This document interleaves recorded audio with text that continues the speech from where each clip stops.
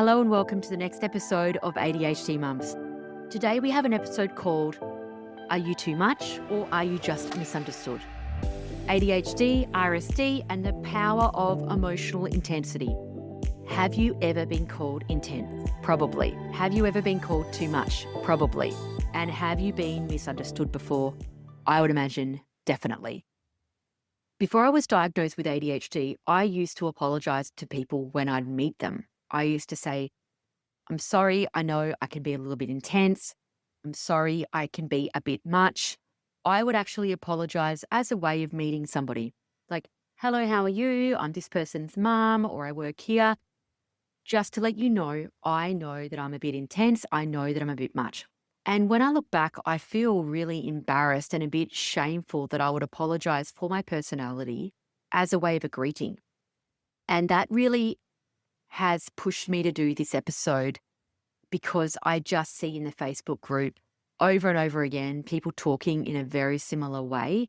There's even t-shirts now that you can buy that will talk about being too much or being misunderstood or being intense as part of having that female neurodivergent personality.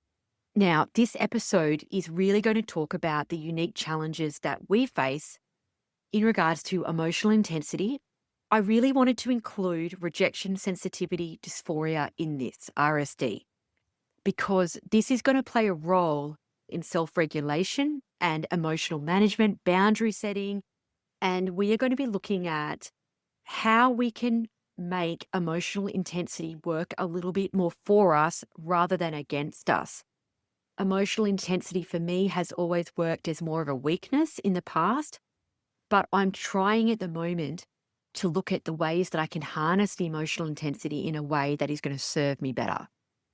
So today we are diving into the roller coaster that many people ride, and that is the emotional intensity as an ADHD mum.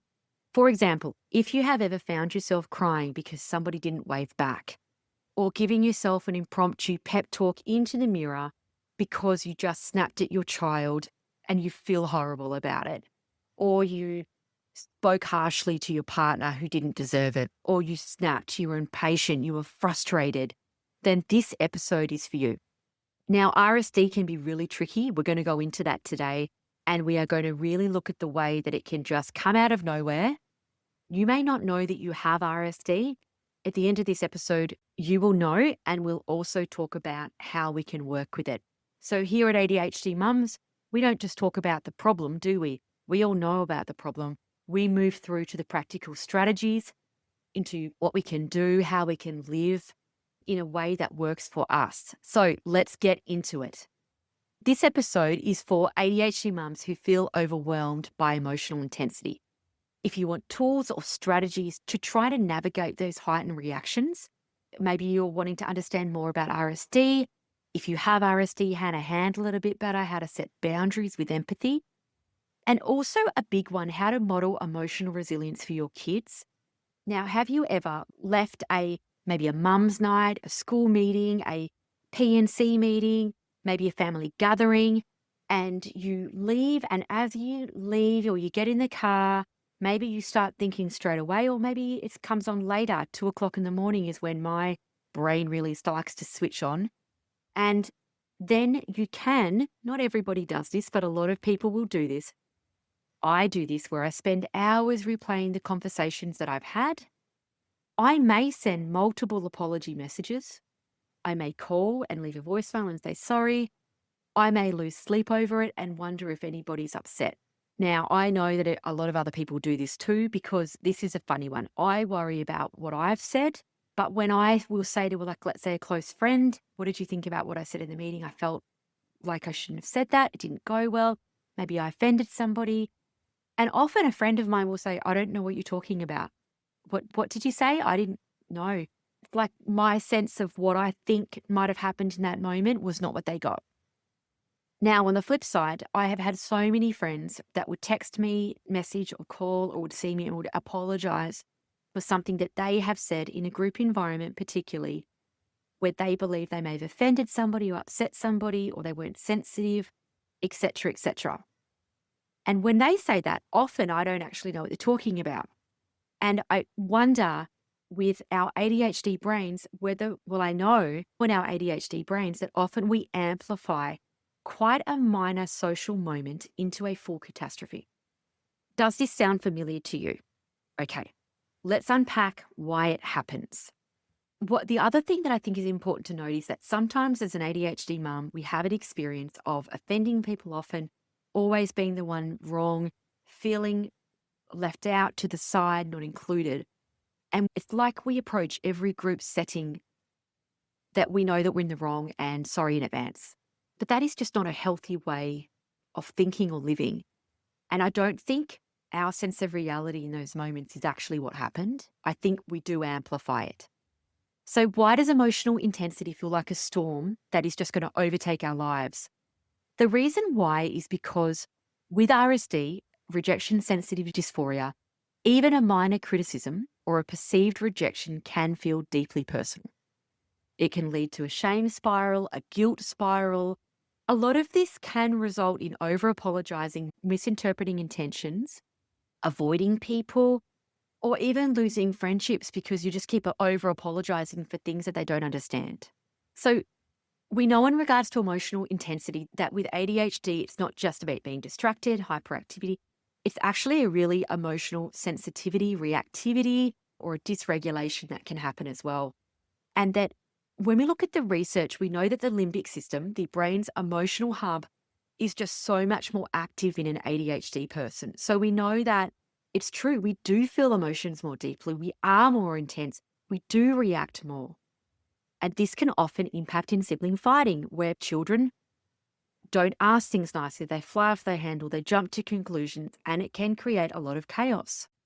With rejection sensitivity dysphoria, it's like that a minor criticism or a perceived rejection that you may have been left out might feel like a deep personal wound, but it's not just being sensitive, it's a neurological response. And it can really derail your whole day, week. You could still be thinking about things years later. But what can happen, particularly in mum life, is that sometimes there might be a play date or something and it's happened impromptu, everybody's busy, you've been left off the list and it's actually not even about you. And that can happen too, but it feels in the moment like it's personal. This can really impact in parenting and relationships because you can be managing a tantrum from a child or a meltdown while managing your own internal tantrum that you're trying to hold in, let's say. Your child's big emotion can really mirror or trigger your own. And then it can be really chaotic because you're not emotionally regulated and neither are they. And if this starts to spread to other members of the family, we've got a whole family, a whole house of people that are emotionally dysregulated who don't know how to calm down. So what can we do about it? It can be really tricky. What we need to understand is that in those moments of emotional intensity, we are not going to have a lot of intelligence because when your emotion goes up, your intelligence goes down. It's kind of like in a crisis where in hindsight, you would have called the ambulance or you would have done that. But in the crisis, you just don't do anything that's like coherent or helpful in the moments. So when we are emotionally intense or we're feeling really under a lot of stress, it's not a great time to try to problem solve the how. So we want to do it now in advance when we are emotionally regulated. So for example, one thing that I've done that I think has worked is I'll write down responses to what I know will trigger me. For example, feeling ignored, judged, or not included, or maybe my child not being included can also spark off like an RSD emotional response, particularly if I feel like my child's the only one who hasn't been included and then they're upset. Now, instead of spiraling in those moments that we know will trigger us, for example, let's say a parent that you're friends with doesn't say hello at pickup. You may need to remind yourself they might be distracted, they're exhausted from work. I don't know that this isn't about me. Because a lot of the time we're taking things personal which may not be about us. For example, the rejection response plan. When RSD situation flares up, I would pause and I would ask these 3 questions. They are going to be available in the kit. If you don't have time to write them down, kit is in the show notes. The reason I created the kits was because a lot of the time, particularly in these solos when I'm giving a lot of strategies, it's really tricky to write them all down, right? Because a lot of us are washing up, we're driving. The kit is there to help you. It's in the show notes. The three things I ask myself when I think I might go into RSD is 1, is this fact or is this my assumption? 2, what evidence is there that supports my belief? 3, what would I advise my friend in this situation? Ask myself those three things. That often will pull me out of it because there is no fact. I am assuming. There is no evidence. There's so much I don't know about that situation. I would go with that to begin with. If you have kids that suffer from this or have strong feelings around RSD, they are 3 great sentences to help them understand and write down. You could put this in children's language easily. The next one that I ask myself in the moment is the 10-minute rule. If I have an intense emotional response to something and I'm feeling very reactive, for example, let's say a child tells me something that happened at school that upsets me, like if something has been done to them and I'm angry. Now, when my emotion starts to spike, of course you want to email the school. Of course you want to call that person. I force myself to wait before responding, making decisions, calling or texting. The reason is because we know when the emotions go up, intelligence goes down. I have been saved in this 10-minute window so many times. I so recommend it. It's personal for everybody, but have a look at what works for you emotionally to really ground you. For example, you may find that breathing, doing yoga, you might find that annoying. You hate it. You might enjoy coloring. You might enjoy stretching. You might enjoy a good playlist. You might enjoy going for a walk. Know what the things are that you can engage in really quickly and easily at any time. Know what they are and know what works and wait 10 minutes. There's research that shows that the heavy, intense emotions tied to RSD often subside within 20 minutes. So we want to create space from that particular emotionally intensive moment for at least 20 minutes to prevent the reactive behavior. Now, when I look at my RSD in the past, I think what I've done in the first 20 minutes, 10 minutes, 5 minutes, often has been more damaging than the actual thing in itself. So if you fly off the handle and send that message about why you weren't invited or what happened, and you've got it wrong, you can create more of an issue than what there was in the beginning. Now, if you doom spiral for 20 minutes, rant, get more angry, you can fuel the RSD fire. You can. So in the beginning, and this is a weird metaphor, but I'm known for my weird metaphors, I treat RSD like a burn. With RSD, you can absolutely make that burn worse in the first 20 minutes. And you can create, by what you're doing to try and fix the burn, you can actually create chaos, massively emotional situations, and inflame things that didn't need to be inflamed if you've got it wrong or you are overly reactive. Now, with a burn, what we do know is that it will definitely improve if we do the right things immediately after. We want to create space, emotionally regulate, take a breath, and do not give it more airtime. Wait. If you need to ask someone's opinion, try and emotionally regulate first, and also try to ask somebody that's emotionally regulated. If you call your best friend who is known for getting quite fiery, they may fire you up or even encourage you to act. So the next thing that we do after we do the 10-minute rule is then we look at regulating our emotions and start to calm down a little bit. Now, everybody's going to be different, right? As I said before, you need to figure out what's going to work for you. Have those things available in a way that makes it easy. If you really enjoy doing yoga, figure out where your yoga mat is. If you really love music, have a playlist ready to go.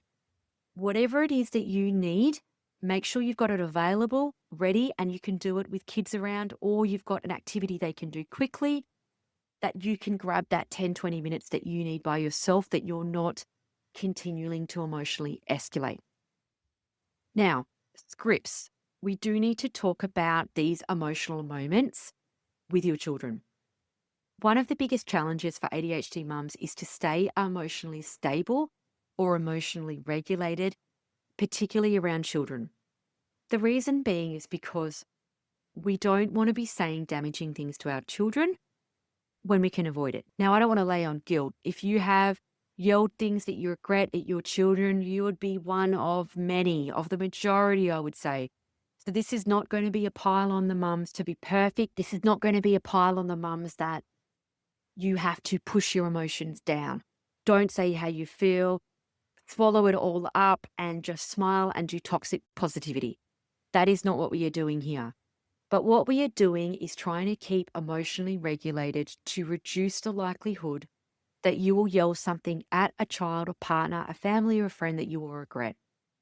The problem with children is that they don't leave you alone.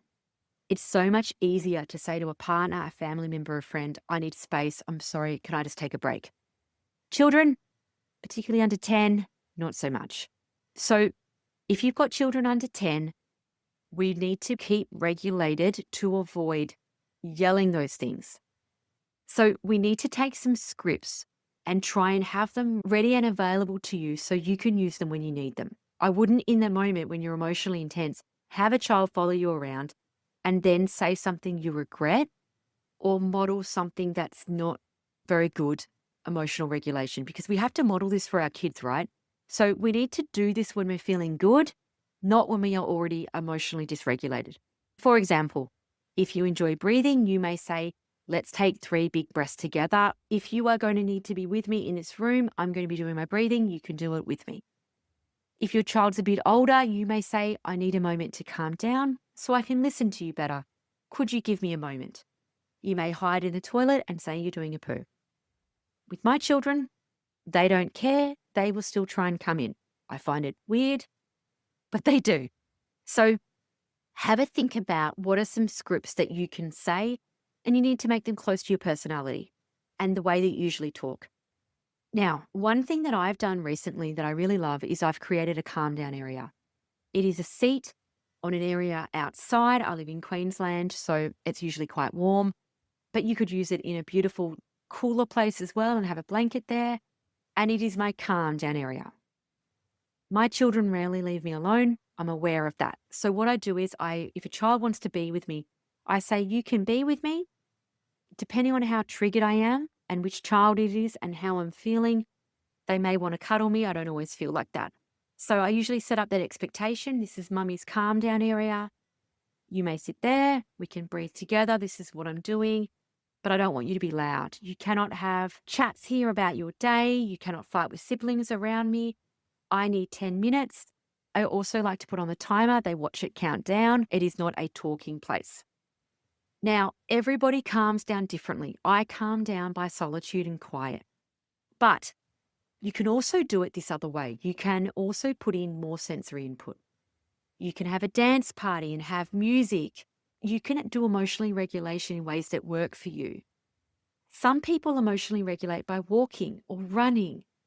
It's just a way of relaxing, and there's no right or wrong. It's a great idea to figure out with your kids what calms them down. If you're doing breathing as your calm down and your child needs to move, you need to work with them around what works for them, not what works for you. So create a calm down strategy for every member in your family and have it written down somewhere, have an area that they can do it and model what it looks like. And think about what works in the past. Do you like talking it through? Some people emotionally regulate by talking, having somebody validate their feelings. What is it that emotionally regulates you and your children? Another good idea is to think about grips if you're hurt in a social interaction. Now, if you're somebody that has flown off the handle in the past, have then said things they regret, I would really think about having some scripts in your phone, like clarity scripts to clarify what's happening instead of shutting down or saying something mean. For example, you may say, when you said I wasn't invited because there wasn't enough space for me, that really hurt my feelings. I really value you as a friend and I really love to talk about it. Or when you said this, insert whatever it is that they said, that really hurt my feelings because I really value your opinion. Can we talk about it?